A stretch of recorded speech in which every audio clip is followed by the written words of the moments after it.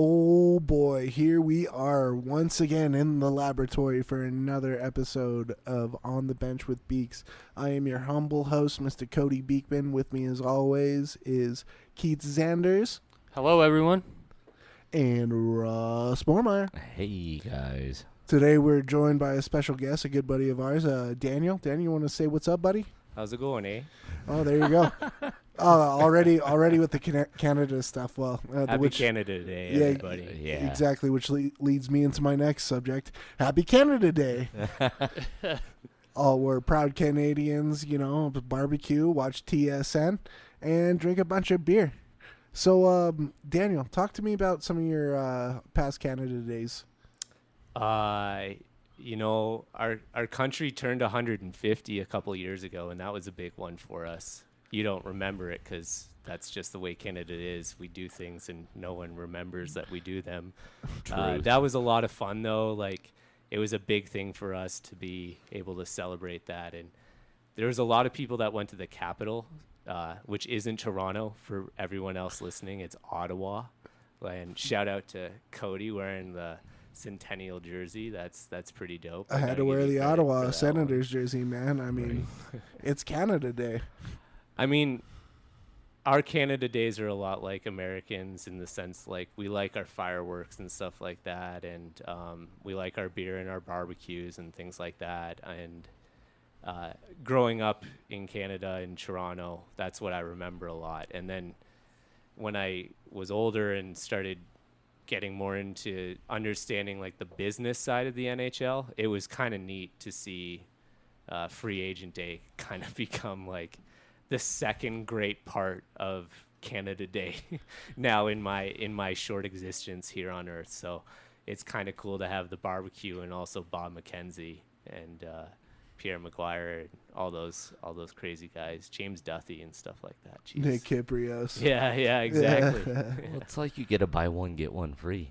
Two of the best things in the world, It's great. Barbecue and hockey. It's fantastic. I'm not going to lie. We love it. So this year's a little different. So it feels good to be sitting here drinking brews, talking to you guys about hockey. That's the next best thing for me, if not my new favorite. So thanks for having me. Nice. No problem.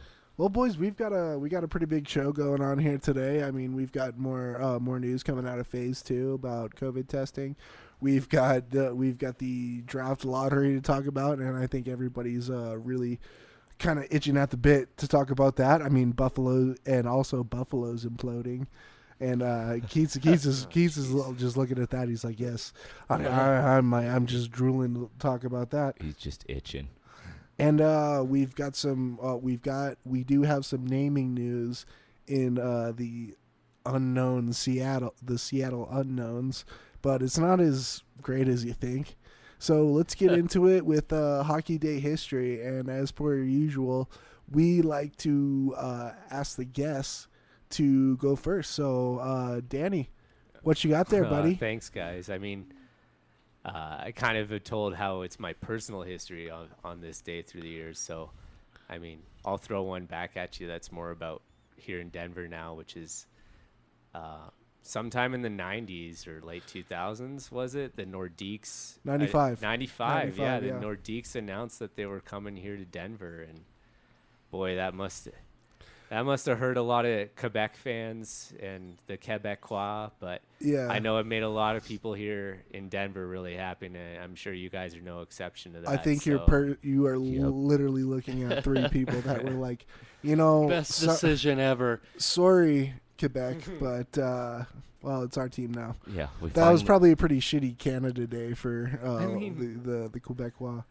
It's like, please just suck for a few years before you go ahead and win a championship and just rub it back at us, you know? Oh, not to take anything away from that. That was amazing what that must have done for people, like being like, wait, what's this hockey sport all about? Whoa, it's a huge deal. I think that's great for the game, I think that really completely cemented, hockey in Denver because, I mean, we had the Colorado Rockies, which just sucked for so long. Yep. Well, no, not very long, but I mean, sucked for like the time that they were here. And then a little fun fact, that's probably the second championship that Denver saw back-to-back. That's true. The I was Turner Cup. Yeah, I was Turner waiting Cup. for you to hop in in on their this. 1 year. Yeah, they're right? the Denver Grizzlies. They won it back-to-back between Denver and Utah. But that was the first championship that was not celebrated. They were literally like gone like thieves in the night. That's They were here crazy. and it's gone. No parade, nothing. It was like, hey, Denver, we won a championship, but we're going to move to Utah instead, so peace. Yep, and that was right when the Colorado Avalanche were here. Ross is looking at me with these like he's sitting in front of Bernie on the wall, and it's like sad puppy eyes. He's like, I didn't get my parade, and I'm really No. sad about it. We went to so many of those games, too. Oh, I'm sorry, bud. Oh, well. Some good, some Wah, bad. wah, you know. wah. All right, Keats, let's keep this gravy train with biscuit wheels rolling. What do you got there, buddy? Sweet, man. So I'm going to go to actually July 3rd, 2003. The Dallas Stars named Mike Modano their new captain, replacing Darian Hatcher, who then signed as a free agent with the Detroit Red Wings. Cough.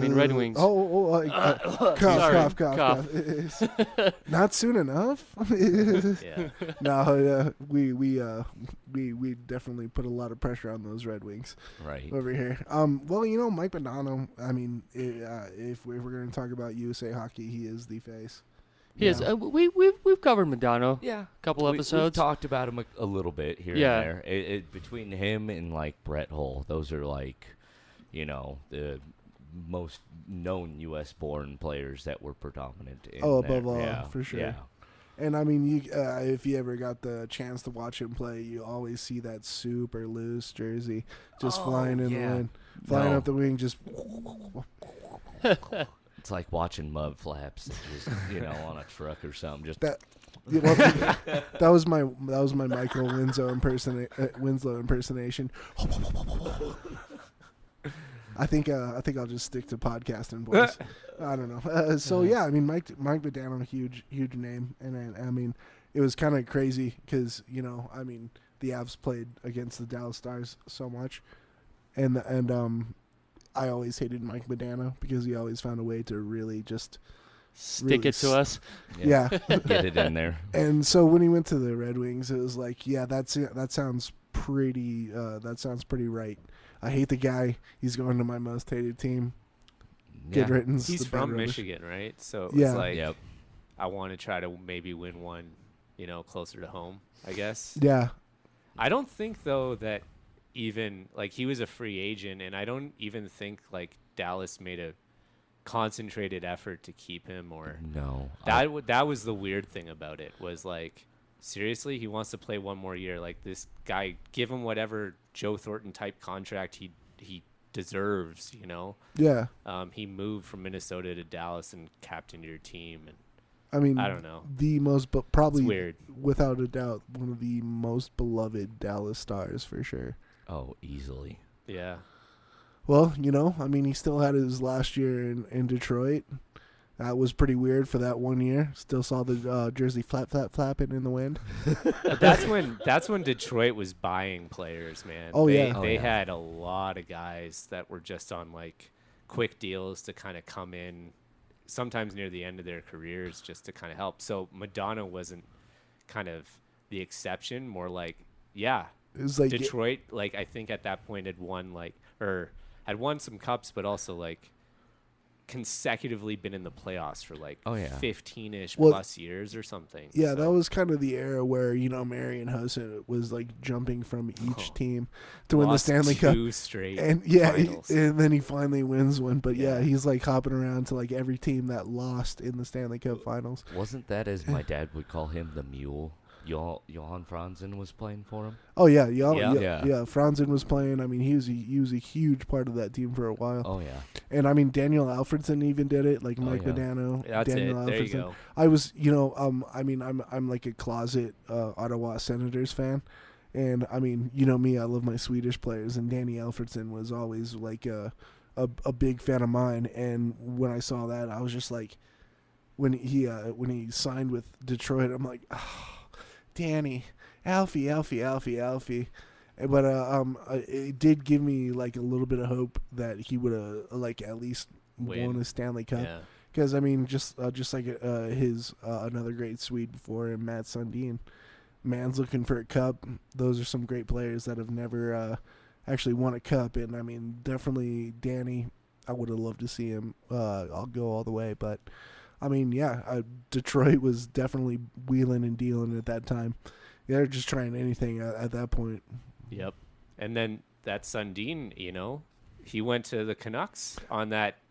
Like, oh no, I'm a free agent, and then they just signed him for like $10 million or something. Like, it's like, sure, I'll take that amount of money, and that's how much cap space you have, and sure, I'll take it. I was like, you're way better than this Mark Messier situation we had before, but it's also kind of weird, and he never looked right in that uniform, but I'll never disrespect that man. Like, that guy played his heart out and hard his whole career. Oh, absolutely. He did not like his name always got thrown under the bus or brought up in trades, and Toronto's a hard place to play in. Yeah. And I remember people being like, you should just go and be traded when we suck this year at the deadline, and then we'll sign you again in the off season. And it's like, right, because he's not a person with a family and likes the city that he's already in playing for you guys. Like, only been here for almost 10 years. Something weird like that.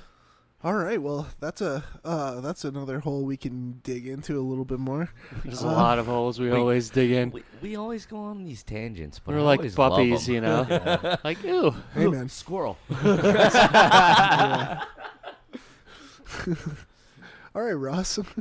Speaking of that squirrel, what squirrel do you see? Well, the squirrel that I see is July 1st in 2000, the Mighty Ducks Anaheim signed free agent Yermain Titov. I think I'm saying that correctly. Titov. Yermain Titov. Way to get creative and go with a non-Ducks history-related situation. Wow. It's- I'm wearing a Shots Korea fired. jersey. I mean, jeebus. It's basically like shooting ducks. Yeah. Oh. Wow. No. Just another No. hockey. Just another Bernie ducks. on the wall is now laughing. He's no longer sad puppy eyes. He's laughing at you like the duck hunt. Probably. Oh yeah, I mean he's probably got a couple dead ducks in his. Oh no, in he's his giving repertoire. me his so stomach. much hell because I've got we've got season tickets, and I'll wear my Ducks stuff to the Ducks games, and You're he that guy. always just razzes me to no end. Fun Like, fact: last time he did that, he broke his foot. So not broke my foot. Oh, but yeah. Oh, you were out Sprained of my work for like ankle. 6 months. Oh, and yeah, you- easily. You probably broke it. I don't care. But Hey, man. you did it in some Ducks jersey, and I was. He was just happy like, about it, and so was everybody else for Oh, yeah. some reason. So, Cody, I'll tell you this right now. If we happen to go to a Ducks game, whenever we can go watch games again, I'm wearing this Goldberg jersey. I mean, My man. I'll tell you. I am definitely bringing the NES He's- gold, like he's orange my and gray plus one. controller for the duck hunt. That's what I'm gonna do. Oh for sure. yes. Yeah, you could have him put it like in his pants. Yeah, he's got the. No, I mean that I gotta say, I mean for $50 American. This Daniel. jersey's fucking It's fire. like 10,000 Canadian Tire dollars. I mean it's a mint jersey. I'll tell you that right now. It just randomly popped up on my Amazon. I laughed, and I was like, I'm getting it. I'm buying it. Yeah. so I mean, that's not a springboard for talking about what little it takes to buy a jersey, but like it's mental gymnastics all the time, guys. It was like, Uh, this was just like instant like childhood memories, you know? oh sure. You have to. Oh yeah. No. Especially me being a goalie, like, you gotta rock the Goldberg, even though he's like a meth head now, I heard. Oh, I think no, he's that- actually he's in turning a recovery. corner. Yeah, I've I heard he's in recovery. Good for him. Yeah, well, I hey, hope man. so. Hey Goldberg, if that was a cheeseburger, I bet you'd stop it. More like if it was a meth rock, you'd stop it. Oh, ouch. Shots fired. Oh God, we All right, forgot here's to grab the goalie hole. here's another hole we're digging into, boys. Yeah. Yeah, All let's right. move on. All right, here we go. I'm gonna rock mine and like let's hope we get through it, without any dead soldiers along the way. So July 1st, 1966, groundbreaking took place in Inglewood, California, the future home of the Forum and the Los Angeles Kings. The Foreign had its grand opening on December 30th, 1967. Oh, yeah, I'm just getting just like the ugliest. I thing like from- how you look What? right at me as I look up at you while you're reading yours. You Hey- didn't say the LA Forum, did you? Oh, yeah, the Forum. Oh yeah, That's still going to this day. That stadium, right? I mean, as long as... from what I know, they do like Barnum and Bailey's and stuff like that. Yeah. Because it's an indoor arena. Like the Mhm. King, yeah, but I don't know what else they do out of there. I have no idea. Is that where the Kings used to play then? Oh yeah. Yeah. The That's- the old gold and purple jersey Kings. Yep. Yeah. Some stunning stuff. Some Dijon for Dion right oh, there. dude. Oh, Absolutely. You got one of those in your collection?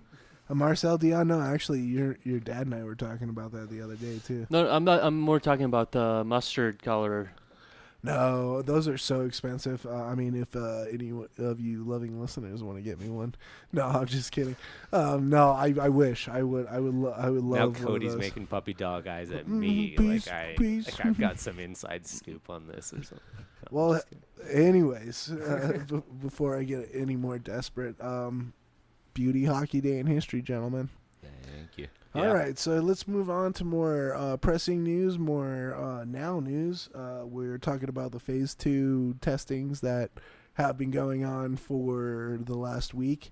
So as of Monday, June 29th, the NHL hasn't had an excess of 20 players report to club training practice facilities for optional participation in Phase 2,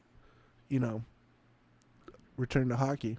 So, out of those 250 players, a total confirm of 15 players were confirmed for COVID. That's not too bad, right? No. I mean, you're on the lower end. It's so- almost double now. I think it's 26. Well, So they- I think they're adding in the total of 11 players that were already like confirmed. Thank you. Yeah, that was my second point actually. Yeah, so like we're at a grand total of like 26 players right now confirmed for COVID. I mean, 26 players out of what 361 players? All right, 261 players. And these are mainly all the guys overseas. Yeah, returning back from wherever Yeah. from wherever the hints they hailed, So yeah, and so what we're gonna do, they're obviously in self-isolation until then. Hopefully, there's been some talk. This is kind of how I feel about it is that once they actually get to once a hub city is named, it might go down a little bit because you will be just along with the players. Obviously, daily testings, and it's going to be the strictest of protocols. I think that might go down. Let's hope it goes down because, I mean, if we have any hope for playing July 31st, what else are you going to do? Right. Well, and you don't want to be like Kevin Bieksa, and just be a Debbie Downer. You said that just sit and just wait throughout summer. Hockey's going to be back next season. Speaking of hub cities too, though, I know Vegas was like a huge one that they were really, kind of keeping an eye on, and but now from the sounds of it, not so much anymore. Cases are going up, and now they're leaning more towards Canada, right? Edmonton and Toronto, right? That's right. Yeah. Well, I mean, didn't we discuss this that they should go to nowhere, Canada? Yeah, like none of it. Or none of it. That's Yeah. what it was. Yeah. It's sad that it's literally called none of it. Oh, you got none of it up there. It's true. It's like, just remember this, guys. When the fresh water supply runs out in your country, we've got 80% of it locked up in ice up there. So you got Perfect. some of it up and none of it. Boom. Thank you, folks. The I'll be creative here. juices are flowing Oh, to this absolutely. afternoon. Thank God for Moosehead. Hey, but going back to these hub cities, what's crazy about that is these hub cities are never locked in stone. Like, for example, Vegas sounded like so promising. Like, yeah, Right. Vegas is going to be it. And then like, boom. So who's there to say that, Edmonton and Toronto is not a thing by next week because, there were 20 positive cases out of there or something weird. You know what I mean? Yeah. Oh, Kind of like the whole Tampa Bay situation right now. Oh, yeah. That we're talking about. What did they do? They shut down the rinks and everything. Oh, yeah. I mean, So- here in Colorado, I mean, that was the same thing. It was the safer at home kind of thing where everybody's like getting out a little bit more. And now I mean the governor's like saying, well, we're going back to closing down. If you don't serve food, then you're going back to shutdown. Yeah. The thing is that like you could pretty much just throw your hands up in the air, and Yeah. and if anything lands, that's where you go from there. I guess my concern with this whole situation would be like, what if something like this happens like mid-season? What kind of plan do these guys have for something like that? Yeah. So say, I actually had a conversation with my mom about this earlier over lunch today. So say we're, in her words, say we're in the finals. They say it's like Colorado and the Capitals.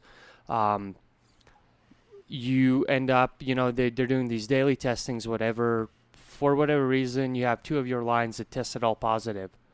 What do? Do you forfeit? Because you can't pull up. I mean, you can pull up to certain players up from the AHL. I think it's like 10 or something. Yeah. I think it. Like the roster, I think it's been updated to like 50 players. I don't quote me on that, but I believe it's 50 players. So that's a little bit more than actually a starting lineup. But what happens if what happens if a lot of these players test positive? That's a good question. I mean, chances. This is probably like way worst case scenario, but it always is like a what if. What kind of plan? What can they do for these teams? That could run into a situation like that.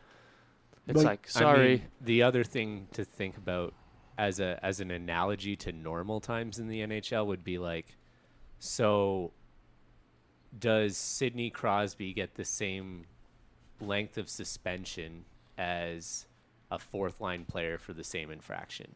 And it's like, people talk about this kind of debate all the time of like, oh, well, if it happens to a star player, they don't like their star players being off the ice for a long time, Yeah. And where my point is going here is like, what's going to be the star player, and I'm using air quotes here, that is like the breaking point of actually maybe this wasn't a good idea to bring this back, because now Sidney Crosby's the one that has COVID, instead of the fourth line player. Yeah. And it's like,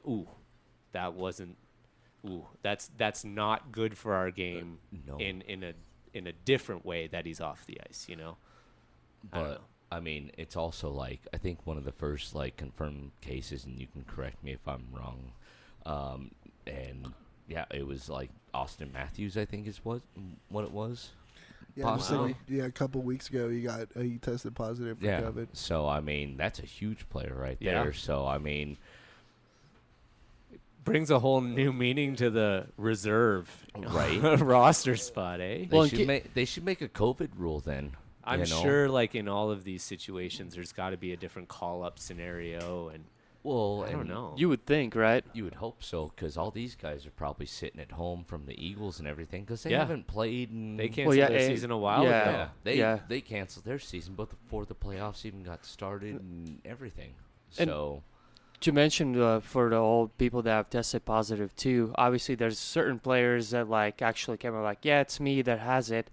But there's like 20 some more that were like, nah, just tell them that someone from Pittsburgh or whatever, yeah, I tested positive. For all of we know, it could be a Crosby, Yeah, or absolutely. I mean, And I think that might be more like medical privacy. Like it's up to the player if they want to admit that they're Yeah. the one that gets it, I mean, versus like what they can release. It's almost like you can say HIPAA right. in a way, Yeah.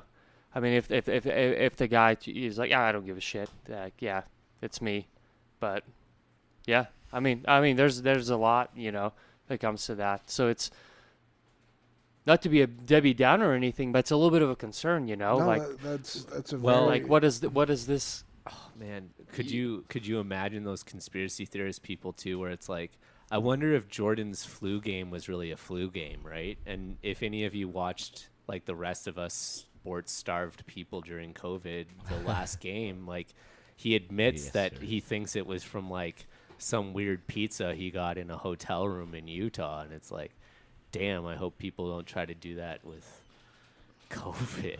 Like, No. Oh God, right? Well, I Like, mean, should we've- I have not said that? Would that be just a weird idea to put out there? Honestly, It's weird, right? people out there that I wouldn't put it past him. I would not put it past him. I mean, any sort of time, like whoever doesn't win or is on the losing side, they're looking for any little bit to just be like, well, this is what really happened. I mean, there was so much more from the backgrounds, and I guarantee you this guy actually blah, blah, blah, or this guy blah, blah, blah, or this guy had money on blah, blah, so Yeah. you're going to get those guys out there. I mean, even when we were starting to talk about having the NHL come back, there's been several people that have voiced their opinions saying, well, I don't want the NHL to come back for, whatever reasons and stuff. So everyone's going to have an opinion about it, just which way you take it, really. Yeah, that's a good. I mean, Yeah, that's a good way here. of putting it. Yeah, no, I'd rather be excited for the NHL to come back than, a Debbie Downer where it's just For sure. like, Oh, absolutely. Yeah. oh, where but- it's like, oh, they should just cancel the season because they want revenue. It's like, no, it's actually to keep the sport going because really hockey players don't make that much. Like you have the NBA, NFL, like soccer. Those are MLB. multi-billion-dollar corporations, basically, in a sense. Oh yeah. And like hockey, they make some money, but If like you said, Ross, like if you compare it to like an MLB or something. it's like like, they- God, let's not even get into those. Right. No. numbers, dude. That's why I said it, because that's a good example right there. I mean, Can the I amount give of you money. a good example of that? So there's these guys that between how much a pitcher gets paid and how much a batter gets paid, if you intentionally walk that person, it's like a $50,000 at bat between how much that pitcher gets paid and how much that batter gets paid to at each game per at bat he makes off of making $30 million a year, right? And playing 162 games and averaging 4 at bats per game. If you intentionally walk that person, that's $50,000 of Manny Machado money right there. Wow. Jesus. That's crazy, man. Yeah, that's just nuts. I don't even know what to say about that. I mean, that's absolutely ridiculous. But to not only like we need it back because the players are undervalued, and I know Keats, you've mentioned before, like Krastic was the highest paid Latvian until a sub-average basketball player came along, right? Something like that. Yeah. I man, like And he made more money even though he wasn't all that good, and that's the disparity of the sport. But we need hockey back, just because I think we all just want sport back. Oh, We yeah. need something to be happy and good about, Oh, yeah. I mean, you got to look at it like this. I mean, everybody's just getting so mad at everything. I mean, even some days, I'll just wake up and I'm already mad. I'm like, I didn't. why are you so mad? Nobody. It's not gonna Well, be a good day. nobody even said anything to me. I'm like, I'm just fucking pissed, and I've been trying to think about why. And I'm like, well, let's count the days since the last time I seen a hockey game. Yeah. It's just like at some point, you might obviously a lot of these guys that are maybe pessimists or something, they'll be like, well, you only watch sports as to blind yourself from what's really going on out in the world. I'm like, Right. well, dude, maybe I just really enjoy it. Who gives a shit? Right. Well, But- you don't want to be a pessimist or an optometrist, as Ricky would say for our Canadian buddy over here. Worst case Ontario. we are in You're- 2020. Yeah. Worst case Ontario. You're an optometrist. Oh man. But yeah, man. I mean, let's. All I gotta say is let's hope everything goes uphill. we'll see what rather than happens. down. Absolutely. I'm sure there'll be more coming out in next upcoming weeks about this stuff. So Well, if there is, we'll talk about it. we'll give our. We have a shitty- CBA to look forward to, hopefully. That's true. There has been some word about a new CBA that'll have like COVID-19 like stipulations built into it. So that's also a very good thing to look at, because I don't know if you guys remember, we actually the league and the NHLPA agreed on a pretty awesome CBA agreement right before the league shut down, and now this happened. So that's a whole nother bucket of worms we gotta dig through. So as soon as we find out more about that, we'll definitely have that on as well, because that's big. I mean, that's gonna be huge. That's going to be way huge. Great. All right, so next thing you know, as we all know, as maybe some of you might not know, let's hope you do, the draft lottery was just held not too long ago. Woo! Oh, How many mad people are about that whole situation? Me. Like it gets to the Who's point. happy about the situation? Where it gets down to, yeah, it's like it's getting to the point where it's like, is this shit rigged? I'm nodding. Yeah, I mean it's like Yeah, weird. they can't see you, Daniel. Yeah, They can't see they you. can't. But I mean my favorite moment lately with those was when like they had Connor McDavid in the freaking room getting ready for the announcements, and it was not supposed to be Edmonton that year, and he's been the most diplomatic media guy up to that point. He knows he's going number one, and like it's like surely it can't be Edmonton again, right? And you see like this life kind of like drain out of his face while at the same time trying to like force a smile, and you're just like, oh God, like who pulled those strings to make this happen again? Yeah. Right. Well, I mean, I agree with you, Keats. Like, at some point, this is getting ridiculous because, I mean, if you remember back in 2017, that's the exact same thing that happened to the Colorado Avalanche. We're Oh, yeah. fourth, right? They had, like, a historical, just terrible year where, I mean, it was, like, almost halfway through the season, well, obviously, they're not going to the fucking playoffs this year. No. And they get knocked down in fourth. And this year, guess where Detroit ends up? Fourth. Yeah. You know, and I mean, let's talk about last season where we had Ottawa's first round pick. Where'd we end up? Fourth. Again. Yep. And that was Cody and I had a conversation off air about it, but it's like between you, Ross, and Aaron, can you remember when was the last time in one of these lottery drafts a actual like losing team that was desperate for a pick actually got that number one spot? Poor Buffalo fans, man. No. God. That's a whole other conversation there. We'll get to that. Okay. Big old I think- ball of wax. I mean, I know every team that finishes last wants the number one pick, and it doesn't always work out, and At it least can a be top disappointing. three. But yeah, exactly. Jesus. And you get pretty upset when it happens. But at least the silver lining I take on it is like if this is what keeps happening, stop trying to tank because there's no guarantee. right. Yeah. Right. Which I mean, the Buffalo Sabres have been accused. Proving that theory time and time Yeah, again. they have, and I mean, the old GM, which I think we're gonna get into here in a second, was actually blamed for just tanking for the sake of Connor McDavid. Yep.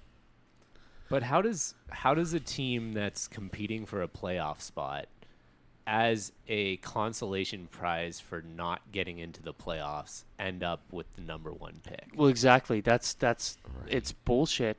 So you're gonna have like another superstar team with another superstar player, like they just keep stacking these like already winning teams. It'll be like the hockey minute.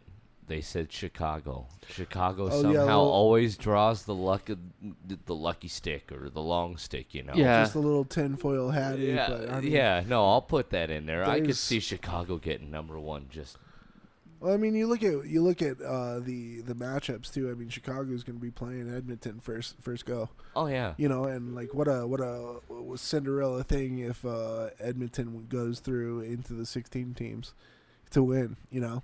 oh easily. Oh, and then you got Chicago right there, just like we just kind of fell into this. Like you fell into the playoffs. Like, well, I mean, I gotta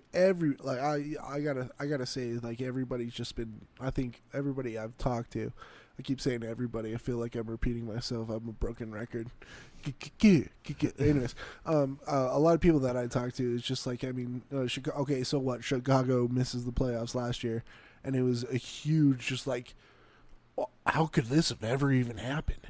It's the Chicago Blackhawks. You got Patrick Kane, you got Jonathan Taves, you got Duncan Keith and Corey Crawford, and they missed the playoffs last year. You can only stay hot for so long, and with those veteran players. Well, I mean, even throughout this season, I hear people saying like it's just like, well, Chicago really doesn't have that good of a team right now. No, They really don't. So do I ask you? Is the league trying to put, some of these teams back into relevancy that have just fallen out of favor? I don't know. You already know my answer. No, I don't. Yes. Oh, okay.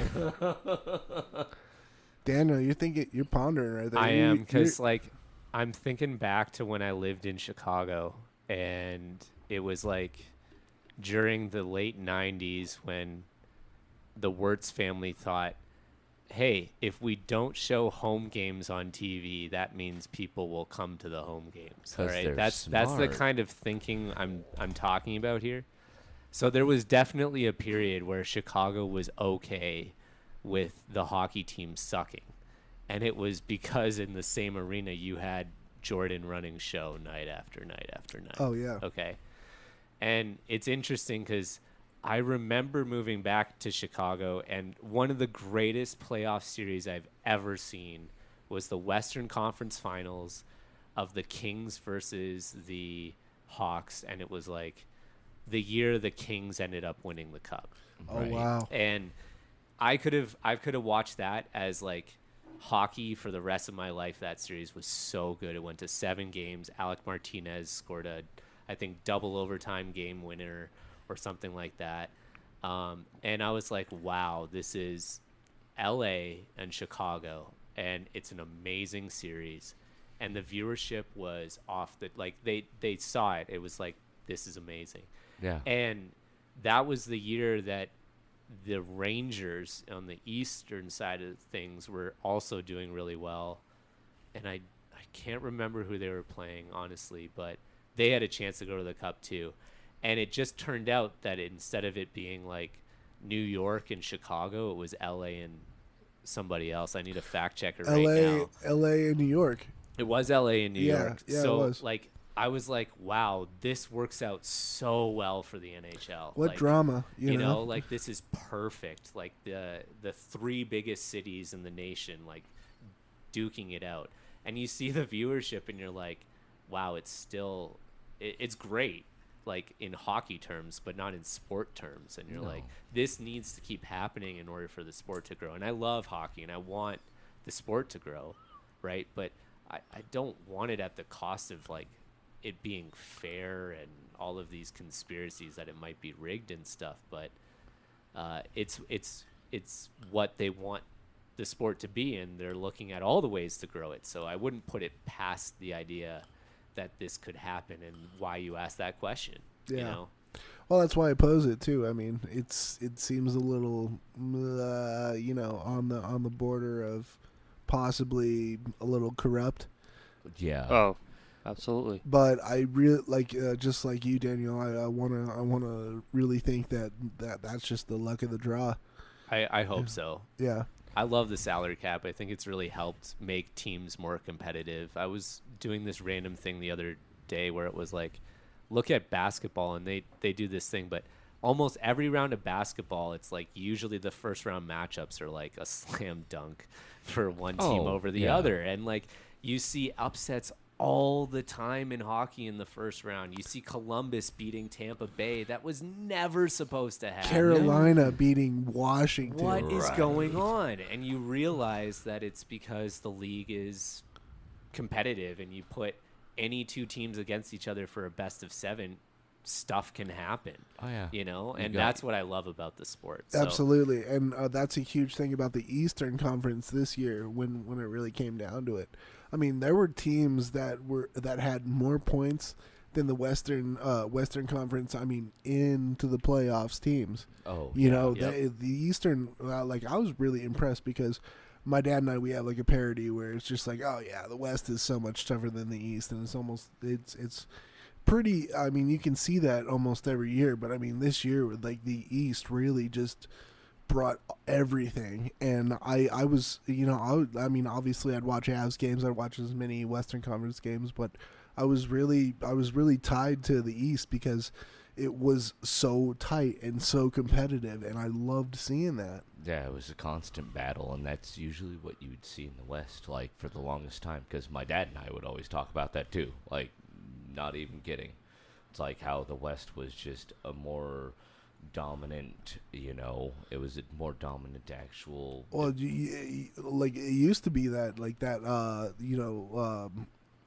Pacific, L.A., Anaheim, Oh, yeah. San Jose trip, you would just get your feathers. You dread it. beaten. Yeah, like if you even came out with a point out of that like Pacific road trip, you'd be lucky. But now you're almost kind of thinking, well, can we get back out to the West? Yeah, they're rebuilding. It's all right. You're sitting out here in the East and you're getting pummeled by like the Carolina Hurricanes, especially the Hurricanes, man. Every time I've watched the Hurricanes, I think, I mean, maybe this ain't gonna be a very hard fought game, and every single time I'm wrong. Oh yeah, no, they pummel you. Which I enjoy seeing, and which reminded me of what you just said, Daniel. Is, I mean, the parity in the league is starting to get more competitive, which is great. But then you've got this kind of upside down entry draft. I mean, it's confusing.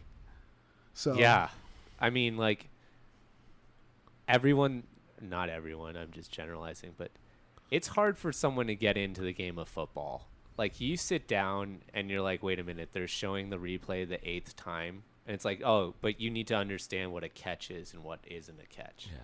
And it's like, but can you explain it to me? It's like, well, yeah, but do you have 5 minutes? Because that's how long it takes. And it's like, you kind of need this unofficial degree in order to understand football and how crazy it's gotten. And it's like, man, I don't want to see that kind of situation happen with hockey, where it gets like weird with these drafts and the rules and like hard for people to understand. Like, it should just, from a logical point of view that I'm having as a fan, I just don't see how you can let a team that's competing for the playoffs still possibly get the number 1 pick. You just can't let that happen to your sport. I mean, there was like I'd say like maybe 1% chance for someone to get the top first draft pick if we just had the 16-team playoff as usual. And then now, first guy out the playoffs, say like, hey buddy, good luck, good trying in the playoffs though, but here's a first round draft pick for you. Here's a consolation Here's Alexis prize. Lafreniere. Exactly. By the way, like, I think one of my favorite things about hockey, with especially the playoffs, is like, so he's out with a lower body injury, which could literally mean anything below the lower body. So it's kind of like at the last part of this COVID bubble playoff scenario, it's like, wait a minute, so you're down in the playoff like race and you're sitting your top 2 yeah, they got COVID. Don't worry about it. Like, Yeah, for real. Lafreniere, what? Well, he's got a whole body injury. Yeah, like those guys, they're real hurt, and I mean they couldn't even get out of their hotel bed. So I think we'll just sit this one out. We'll get them next year. Yeah. I mean, you don't want that looking at it, but I mean, you also look at like teams like Chicago and the Montreal Canadiens, who literally eked into the playoffs. Yep. Yeah, you got these memes coming around where you're on the metal step stool, and they're all super stoked about how they just got onto the metal podium, and they're like 24 teams, the last one of 24 teams. It's like, well, I mean, yeah, you had a good run, but Montreal right now is just not gonna make it. Do you guys remember though when Yaroslav Halak stood on his head for Montreal in the early 2000s, and they got way further than they should have? Yes. And like, that's the kind of thing that's interesting about teams like Montreal or Chicago, where Patrick Kane can stick handle in a phone booth. Man, that guy is insane. Yeah. Like, his hands are butter. So like, these are game changing players, and you give them the right situation, that's why Chicago can do well in a 3-on-3 overtime format during the year. Oh, well, or you put people in a shootout and you have Patty Cade. It's like, well, that's a goal. Just put the green check mark in the top left corner already. Forget it. So Let's just go home. It's going to be a goal. It's interesting. Like, I will never discount Pittsburgh or Washington or Chicago or Montreal, because these teams all have world-class players that we can see go to another level and take over come playoff time. So it's exciting. Do some teams in it deserve to be in it based on their current season performance? Personally, I don't think so. That's my personal opinion. But I am stoked to see the Canucks back in it. I'm stoked to see the Hawks back in it because I love chirping my buddies about that. And, it's fun to see the teams you like in it. So, I mean, it's great, and I think I was actually talking to Keats about this off air yesterday. Is that like, you kind of got to give Gary Bettman and Bill Daly some thumbs up. I mean, they've been working really hard to do this, and they actually figured out a semi-fair way to really make these playoffs somewhat legit. Well, and I mean, honestly, if you're getting to the legit part, also kind of exciting too. Yeah, because you've got a lot of teams that are on the outside looking in, and they have a chance to just go to possibly win the hardest trophy to win in all sports. Yes, absolutely. Well, let's switch gears, because we're gonna talk about one of these teams that got snuffed for a really awesome draft pick. We're talking about the Buffalo Sabres. There has been a fire sale in Buffalo. I mean, it's we'll talk about it. I mean, there's almost revolutions from the Buffalo Sabres fans just standing up and saying, we won't take this anymore. So let's talk about the Sabres, boys. Yeah, man. Sabres have been struggling for quite some time. I mean, we're talking a few years. It's like it seems like they've been on the rebuilding stage. Getting close quotations, to a decade. For God knows how long. Yeah. I mean, I remember the Sabres were kind of in a hard spot. There were talks about them being relocated and things like that. And then the Pegula family came along. Yeah. I believe it was around 2011. Yep. And that was it wasn't just the Sabres, right? It was a whole different. They basically bought everything in Buffalo. So the Bills keep and it in Buffalo. Yeah. whatever the Love hell this city. else We're came keeping with it that. here. They've got a Yep. great fan base. You just can't piss them off. Cause Oh then- no, that's one thing, and you can freaking listen to like news channels, whatever. Like when I talk about Buffalo, that is probably one of the number of things that always gets mentioned is how passionate that fan base is over there. But yeah, I mean, Yeah, actually, what's kind of interesting, is they do these polls where it's like, what's the most passionate fan base, and it's weird. Like, I don't have the article to back this up, but I'll find it. And the point I want to make is like, Buffalo Sabres fans are always near the top. Oh yeah. I got to give that franchise a lot of credit. You Sabres fans have been through a lot. And my heart goes out to you, of course, like any team I want to see win a cup, and the no goal and all of it. You guys have been through some stuff. And I mean, I had a 94 Game 7 loss, then a 2011 Game 7 loss, and we've rioted, and we've seen the rebuild take forever, but it's actually happening now. Yeah. Buffalo didn't get that. Like, no positive or No. And there's a lot of people that are like probably like here, but there's been some bright spots. And yeah, like Jack Eichel signing for a long time is a huge win for you guys, and that guy is generational talent. Like any other draft that he's not going up against. well, and Just the speed and the skill that He's he brings. so good. Oh God. So he's locked in for a long time on that deal, and now you're seeing him be like, I hate losing. well, that's And what it's like, crap. No, I was gonna Uh-oh. say, and let's talk about Jack Eichel, because I mean, what was it, like 3 weeks ago or so? He was very vocal on social Yep. media. Yep. How much he's sick of losing. He's been there for 5 years. You know, bottom of the barrel every single time. You know, you have the superstar just sitting there like crying out for help. No one's helping. People constantly just like coaches after coaches, you know, like everyone's getting fired. I mean, the whole, you know, we'll get into that here in a little bit, but the whole O'Reilly situation, I think that was what really like kind of started sparking the media attention. Yeah. Like, because O'Reilly was very vocal about it too.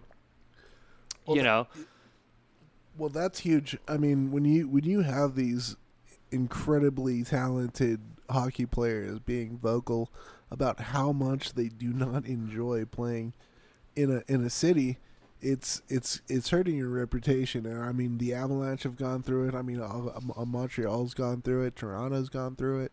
I mean, big city and big fan base cities will go through this. oh yeah, I mean most normal teams, and I'm not saying Buffalo's not normal by any means. You know, you typically, I mean, Avs went through this phase, and it's typically what, like 3-ish years or so, maybe longer. You would hope. Right. You would hope. It's not this long. No. And it typically like, all right, they're starting to figure it out, you Yeah. know? Because, like, we went back, like, we talked about it episodes ago, everyone bitched at Sakic. Yeah, he's the fucking worst. I mean, he doesn't know what he's doing. He's running this team to the ground. Linden was a better captain than a president or Yeah. GM. Right. Oh yeah. When- well, when- yeah, when in- Canucks-wise, yeah. Right, when in fact, now Holy we know crap, he's so good. Sakic had a plan this whole time, and probably in his head is like, just watch, guys, Yeah. I got this. Yeah. But here we are on Buffalo, you know, they're in year whatever, and it's like Almost a not decade. even not one, like, I mean, Eichel was like, yay, but you know, even O'Reilly, but like, Well, and also, but not, they never did anything. Yeah, with it. I They're not know doing there's anything. people screaming at us though, being like, "But we got really unlucky in the lotteries," and you have. oh yeah, You have. That's but- why we bring this up. Yeah. Is because you have been toasted in some lotteries for sure. But Eichel was also like excited because he was going to be the face of the team Oh, sure. and like turn everything around, kind of like Ryan O'Reilly in that sense. But they got such a bad taste in their mouth now. Right, that's the same thing. It's just like, this- oh my god, how This kicks me back to kind of like, and this is not a hockey reference at all, but this kicks me back to the NBA with Kristaps Porzingis with the New York Oh, Knicks. to the. Supposedly he was the face of it, but Oh yeah. how messy that whole, you know, GM, same sort of situation where he was like, fuck it, trade me. You trade me right now anywhere. because I am not going to deal with this shit anymore. And they're very close with Eichel to that same situation, in my opinion. You know, if they don't do something right now, they're gonna lose him. You know, we're getting I guess we're getting in this whole GM situation now too. You know, you got Darcy Rieger, who was the GM, and I got let go about 6 years ago. I don't know if there's anyone between, but I'll also, you know, everyone that's talked about right now, Jason Botterill, you know. I think where he dug himself a hole was in the whole O'Reilly situation. Absolutely. He didn't handle the situation correctly, Oh, and no, I not at think all. and I think the Pegula family was like, you know, there was talks like he's safe, but obviously they had different plans, and now we have Kevin Adams. But keep in mind though, and this has been talked about in every other news, none of these people have any GM experience whatsoever. That's a whole other thing that people are furious about. It's like they keep, you know, promoting all these people within. I mean, I guess not really Jason Botterill, because Jason Botterill was like an assistant GM for Pittsburgh, if I remember, yeah. and he was Okay. highly recommended. Like, he's gonna be a good dude. This is gonna be the guy, basically. Obviously, didn't work out. So now we have Kevin Adams, which, you know, from what I hear right now, you know, it's only been like a week, if that. What's nice about Kevin is, yeah, he doesn't have, you know, I guess the GM experience, but he's an ex-NHLer. And he knows, like, the hockey player language, per se. He knows how to go and talk to the guys. He understands the locker room. He probably knows how to talk to a coach, correct? You know, so he can, I I mean, I'm putting $1 on him. You know, I think he can probably do something. Just schmooze a couple people, Regardless, the whole situation's messy. You know. Yeah. Well, the thing is that I obviously with this entry draft stuff, we saw him after that the night of the entry draft unveiling, and he's saying all the right things. He's looking. He's saying positive things. He's looking really, really chipper and all that. But I mean, how far is that going to go? Well, that's the thing. It's like like a president. He tells you everything you want to hear before elections, and then once you're like deep into it, it's a whole different story. But I don't know. I mean, time will tell. My opinion is number one thing he needs to do is he needs to focus on Eichel. He needs to get a hold of the guy. He needs to talk to him, and figure out what his vision is and what kind of help he needs, and kind of try to figure out from there.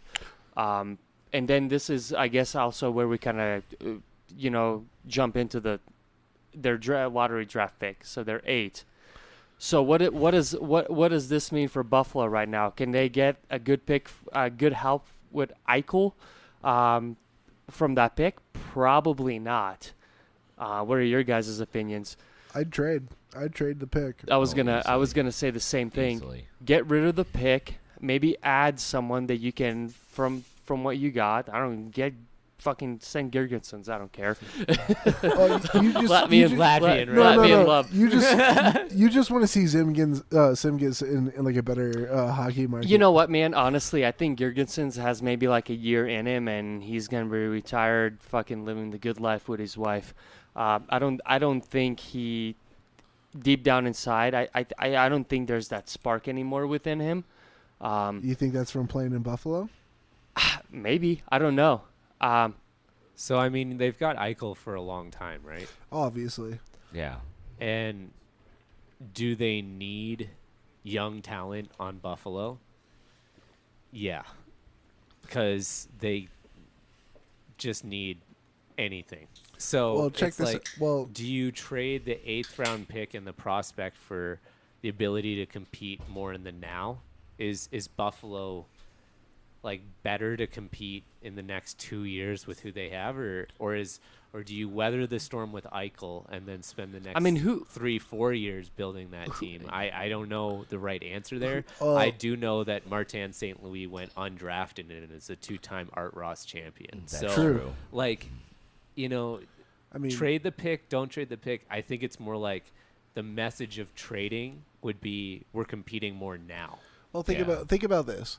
All right, you've got Rasmus Dahlin, you got Rasmus Ristolainen, Yeah. you have Sam Reinhart, Jeff Skinner, and Jack Eichel. Skinner's questionable too. Well, the thing is that they're still relatively young, so you've got the young. You've got the young. You're making a good point here. And I mean, they traded off Marco Scandella, which could have been a very good, just a defensive mind for Risto and Dahlin to learn from. I mean, Marco Scandella, obviously, he wasn't Mr. Norris defenseman every single year, but I mean, the man's made a gigantic career out of on the blue line. Oh yeah. And they give him away. So all right, you've got an entire young elite backed by 2 goaltenders, Linus Ullmark, and why am I forgetting his dude's other name? I think it was the goaltender from Nashville that got traded over there. Not Saros, but the one before that. But anyways, you've got a solid Carter Hutton. Yes. Thank you, Carter Hutton. That's it. Yes. I mean, Carter, he's put up good numbers. Linus, you might want to take a look at maybe shopping a goaltender on down the line, but right now you actually have a decent core. So where's the problem here? And this is kind of where it leads me into my point about Buffalo is you need to change the culture in Buffalo. How many other players have been there, and how many players that play there now that have come out willingly and said, I don't want to play here? You've got Ryan O'Reilly. Think about Ryan O'Reilly. This man eats, breathes, and sleeps ice hockey. The man loves playing ice hockey. and then 1 year in Buffalo, he comes out right and says, I was thinking about never playing hockey again. When you make a man who literally loves ice hockey like Ryan O'Reilly to say that he's willing to quit because of where he's at, that's ridiculous. I mean, you've heard it from Rasmus Ristolainen, like several times. There's always the last 2 years there has been incredible amounts of rumors about him being unhappy and outward saying in Finnish press that he does not like playing in Buffalo. What's happening? You know, I mean, there's got to be an underlying factor here. I mean, you've got a lot of very talented hockey players in this locker room, but yet something is happening here that is holding them back, and I think it's the culture. Someone needs to stand up in that locker room and, hey, we're not going to do this anymore. Let's get back to playing hockey the way we loved it. Why we play hockey, and I don't know what that is, you know. I'm not inside that locker room, but my entire opinion is based on the culture. Something's got to be done, and if if the answer is Kevin Adams, I mean, I've been reading up on him ever since Keith said, hey, let's talk about some Buffalo. I mean, yeah, he's been in almost every other hockey setting, been a player, been in player development, all this. But, I mean, at some point, he's got to he's got to go into that room and say, what's going on here? We need to get these roots out. And, I mean, if it's negative hockey players or, I don't know what it is. Yeah. But to me, it's the culture. Yeah. I like your point, Cody. I hope you're right, and I hope that's why they hired Kevin Adams. Yeah. For his ability to make a cultural change in that locker room. Because I think you're right. I think he's. I mean, like I mentioned before, obviously Eichel's number one for him. Talk to him, figure out what's going on. But not only. But after that, it's just like you talk to every single player. You talk about his concerns, what he would want, what he's happy about, what he's not happy about, and just literally, I make some sort of a list or something. It's like, and then you go to the owners or whoever, just like, hey, I talked to all the players of the team. This is what we got, and this is what people hate, and this is what people would want to see it change in, and you work from there. You get some sort of a meeting together from there, and you just fucking sit down and just fucking dish it out. And that's it. That's what I say by changing the culture, man. You're coming in here with a bit of a sinking ship, but I mean, you've got talent. You have talent on the defensive end, the offensive end, and even on the goalie end. Easily. I mean, and a top 8 is not a bad pick either. But I mean, it's clear. I mean, the last 2 years they've started out incredible. I mean, top of the Eastern Conference. Last 2 years, like they just shot out of a cannon out of the game. Yeah, last they 2 already years had the afterburners on. They just shot out of. Well, that I mean, that year after the Avs did it, and made the playoffs after their awful season, they were saying that the Buffalo Sabres were the next year Avs. I wanted them to be that dark So did- horse team. yeah. I mean, Sabres fans, you deserve it. yeah. I mean, they've been with them ever since. But that's why it always leads me back to the culture. Yeah, it's interesting what you say, if you don't mind me interrupting, because Not at all. I think what's cool about what you're bringing to the table here is so you've mentioned a lot of young players, and we know from other situations happening in the world right now that when there's something that isn't in agreement, you either do something because you're nervous and you react the way everybody else does, or you look to leadership to tell you if what just happened is right or wrong. And the way change is made is when the leadership steps up and says, no, that wasn't right. We don't tolerate that. And so I like your point about, talk to the players. You were saying that as well. Keats is, talk to the players and figure out what they want. But at the same time, you need to set the standard from the leadership within the team about what is and isn't okay. So these are young guys. they can make their own rules, but they need the guidance of these older veteran players and these GMs and management that are willing to like say, no, this is the way things are going to be. And I think that combination will really help bring about that change. So maybe they take that 8th pick and they give it to a team that's willing to sell the farm for a run next year, and they get some veteran leadership in that locker room. You know? Absolutely. Yeah, Oh, yeah. to change the culture, and that's why I said, yeah, sell that 8th pick, and bring in a guy that's got maybe 3 or 4 years left to really start to shape that community in Buffalo, and really find a less toxic identity. Is Brian Giunta still available? I think he's done. I mean, like Right. he made that big He comeback. tried that for with Buffalo, I think. Well, He with did. Boston. Yeah. It was with Boston, yeah, because I remember that was when they were in the finals a couple of years ago, and Giunta came back. He's like, "Oh yeah, I'll play another year, especially if I get a Stanley Cup." I mean, Boston, come on. But yeah, I mean, that's what I would get. You know, I'd go out and get a character guy like Brian Giunta with at least a little bit of mileage still on. And I mean, you could probably package it in with, you know, maybe somebody else. Yeah. Well, I was gonna say throw a Joe Thornton in there. Yeah. Oh God, He has no. a year or so well, left that, in him. that guy needs his cup.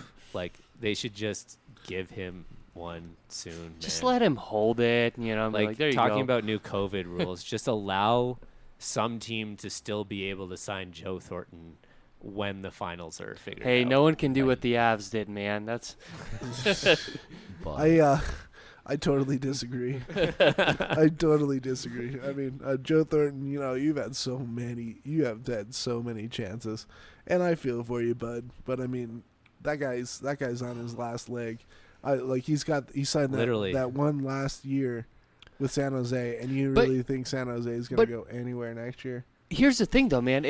It's not even. I don't think it's even like so much like the playing, just having like a voice in that locker Yeah, room. that's And I true. guarantee you, he has that. Yeah, he does. Yeah, Joey Thornton does have that. I'll give you Yeah, that. You know what I you're mean? right. Where he can fucking lit a fire under these kids' asses, and but holy shit, yeah, you know. And that's kind of, you know, I hate to bring it back to the Colorado Avalanche, but it was the same thing that happened with Duchesne and Nathan McKinnon.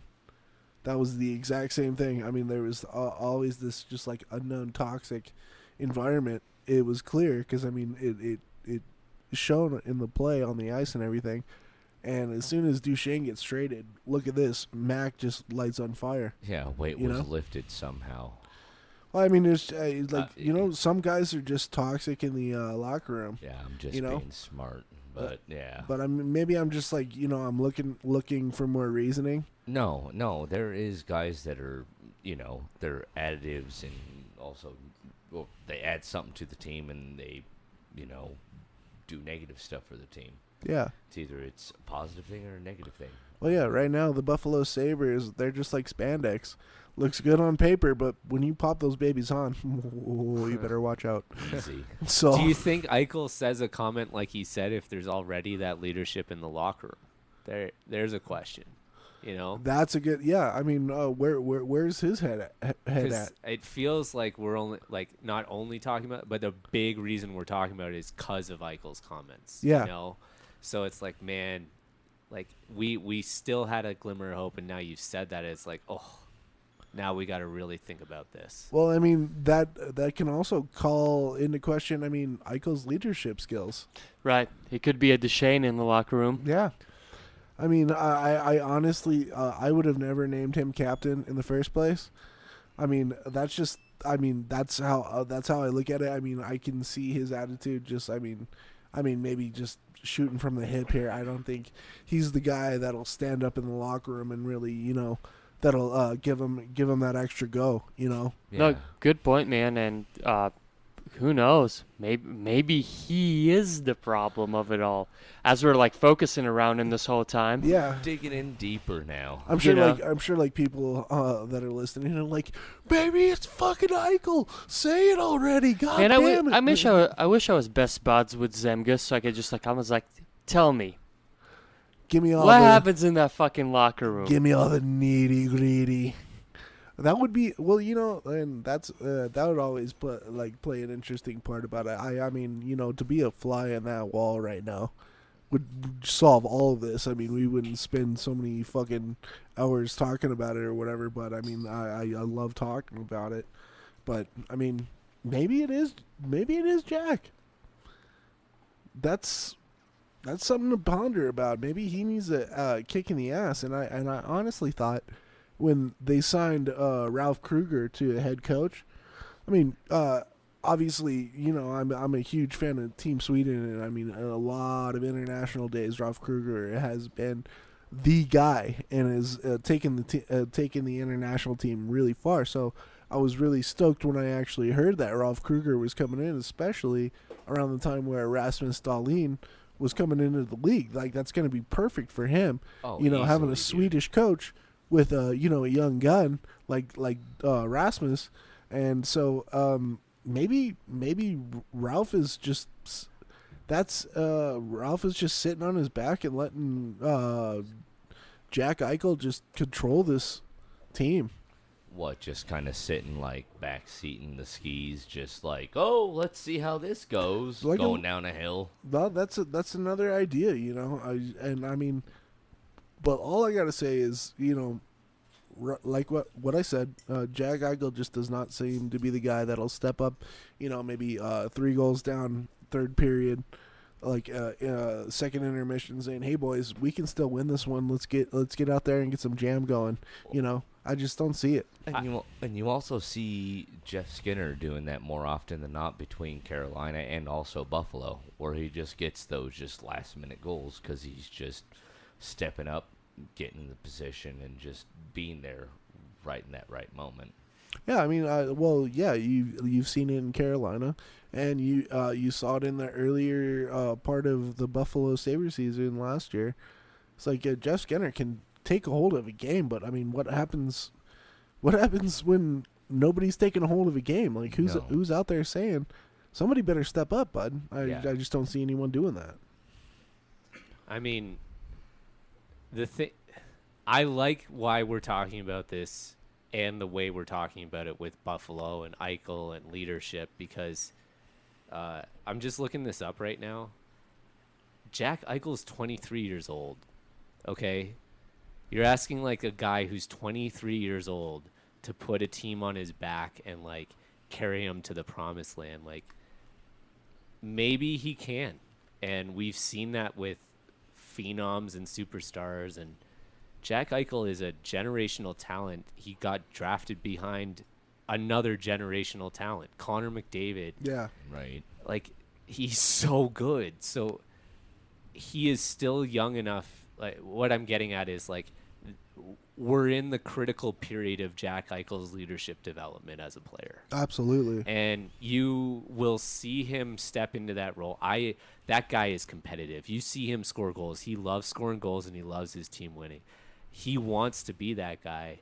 So I hope he is thinking about what he said and realizing, like, that was more of a slip than, like, this is the player I want to end up turning into. Mainly frustration. You don't want those guys on your team. You know, like, you have to remember there's got to be an ear in his head telling him, like, what team wants a player in a leadership role saying what you just said. So think about it, and learn from it. Yeah. So I think he will. He's 23. The guy is like one of the best players the USA's ever seen. They need him in a lot of ways. Yeah. Forward. So I think it'll happen. Absolutely.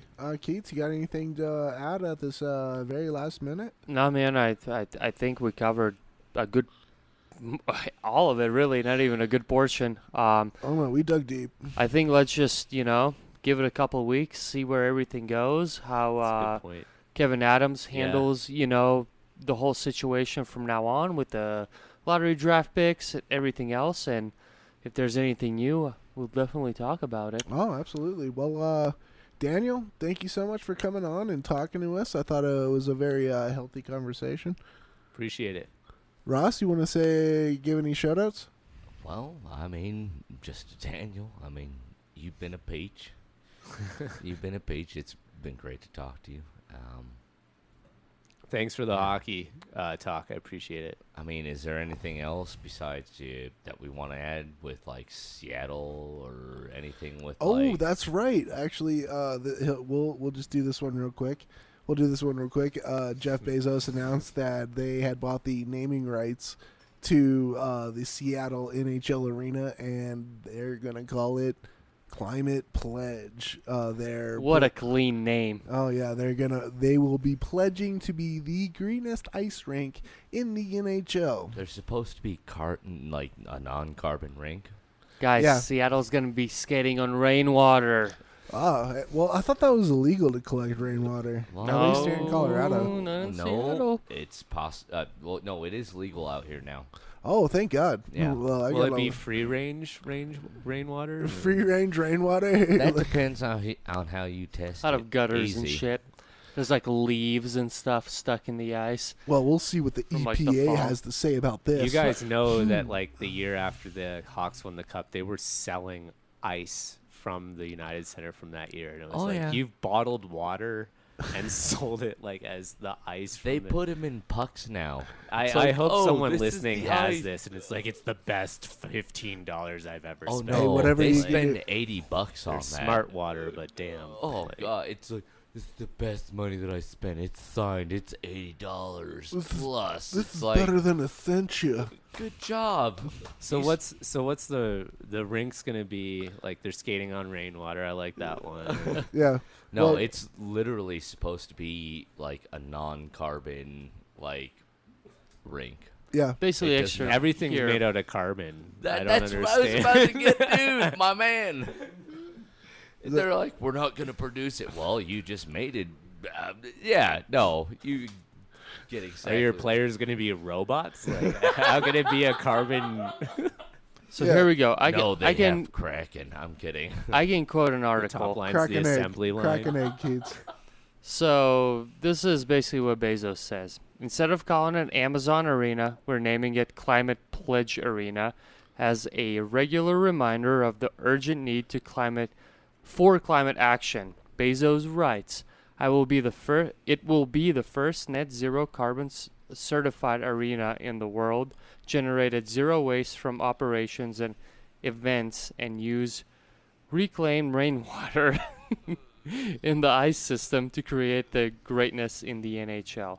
So basically, it's just all it's- like green, It's the Sun I- Chips bag of NHL arenas, basically. So they found a way to capture the hot air out of Bezos's mouth and capture it again as rainwater. Oh my god! Well, he's It's No, the humidity. It's the humidity. I'm kidding. As- You know, you guys have all been to an Avs game where they like turn the lights off or something for the intermission with Excel to like remind us about energy or something. Do they Yeah. do that here? I know they do Yeah. that. They Oh, did that yeah. in Vancouver a lot, and I love that. And good for them for doing that. But like, No, honestly, don't all shove it jokes. down our throats. No, but I don't think it's good, right? All jokes aside, it is a cool idea, and I'm Yeah. sure I mean- as time goes by, there's probably going to be more and more arenas that kind of switch oh absolutely. to certain things like that, and Seattle might be like the first one like to try this shit out and see if it actually Well, works. and also the technology is so much better than it was nowadays, so you can do whatever you want with it. You can get solar panels, all that stuff, Right. and yeah, just basically be carbon free, I guess. But that's cool. No, good for them, man. Yeah. Absolutely. I guess it's just like a unique way Oh, to I get love their it. name out there and be like, look at us, you know. I We mean, got if this, and anyone's that. gonna do like a carbon zero or neutral or whatever that official marketing branded trademark term they said was, like, he's got enough money to do whatever he wants. Oh, So God. show And then us some. how to do this well and be an example for other arenas. and That's your goal, Bezos. yeah, for real. And maybe pay your workers a little bit Yeah, more money. maybe. Be a As we're little- using that. all this equipment we ordered from Amazon. Prime That's right. member, baby. Thanks, Jeff. Anyways, yeah. So if you're expecting a Seattle nickname, Or you're gonna a wait name. a lot long. Yeah, It has to be something green now. Oh, obviously, yeah. It's going to be the greenest ice rink in Seattle NHL, so- recycles, Yeah, the Seattle Recycle. which Band. is true. They're picking fucking a player from each team or whatever, so they're kind of recycling. Oh yeah, they were. So that's going green, right? Oh They're- God. The line that gets the most assists is the assembly line. They're The recycling. assembly line. Oh my. They're God. taking everyone's shitty players that they You've don't heard of want. tic-tac-toe. We're talking A to Z here. Well, that's beauty, boys. I think we can wrap this one up, eh? Absolutely. Yeah, all right, Daniel. You want to say thank you to anyone?